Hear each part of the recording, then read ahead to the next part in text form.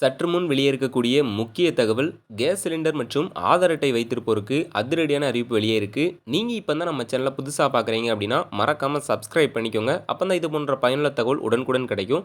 சரி, வாங்க வீடியோக்குள்ள போகலாம். உஜ்வாலா திட்டத்தின் கீழ் 2025 டிசம்பர் 1ஆம் தேதி நிலவரப்படி பயனாளிகளின் எண்ணிக்கை சுமார் 10.35 கோடியாக இருந்தது. நிலுவையில் உள்ள விண்ணப்பங்களை சரிசெய்து எல்பிஜி இணைப்பு அனைவருக்கும் கிடைப்பதை உறுதி செய்வதற்காக 2025-26 நிதியாண்டில் 25 லட்சம் கூடுதல் எல்பிஜி இணைப்புகளை வழங்க அரசு ஒப்புதல் அளித்துள்ளது. ஆதார் பயோமெட்ரிக் அவசியம். மானிய இலக்கு நிர்ணயம் மற்றும் வெளிப்படைத்தன்மையை மேம்படுத்த ஆதார் பயோமெட்ரிக் அங்கீகாரம் விரைவுபடுத்தப்பட்டது. 2025 டிசம்பர் 1ஆம் தேதி நிலவரப்படி பயோமெட்ரிக் அங்கீகாரம் திட்டத்தின் நுகர்வோரில் 71%ரையும் பிற நுகர்வோரில் 62%ரையும் உள்ளடக்கியது. நுகர்வோர் எளிமையான மொபைல் அடிப்படையிலான செயல்முறைகள் மூலம் எந்த செலவும் இல்லாமல் அங்கீகாரத்தை முடிக்க உதவும் வகையில் நவம்பர் 2025 நாடு தழுவிய சிறப்பு இயக்கம் தொடங்கப்பட்டது. நாடு தழுவிய அடிப்படை பாதுகாப்பு சரிபார்ப்பு பிரச்சாரத்தின் மூலம் நுகர்வோர் பாதுகாப்பு வலுப்படுத்தப்பட்டது. வாடிக்கையாளரின் வீடுகளில் 12 கோடிக்கும் மேற்பட்ட இலவச பாதுகாப்பு ஆய்வுகள் நடத்தப்பட்டன.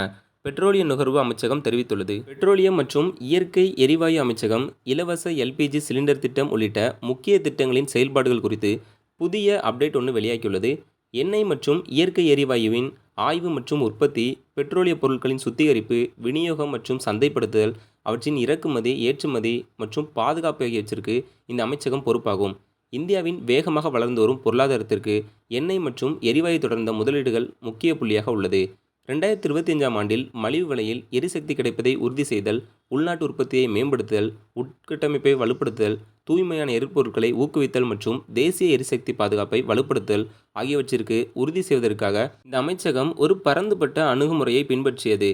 இருப்பினும் இந்த முயற்சிகள் எரிசக்தி அணுகல், எரிசக்தியின் செயல்திறன், எரிசக்தி நிலைத்தன்மை மற்றும் எரிசக்தி பாதுகாப்பு ஆகிய தேசிய முன்னுரிமைகளுடன் ஒத்துப்போகின்றன.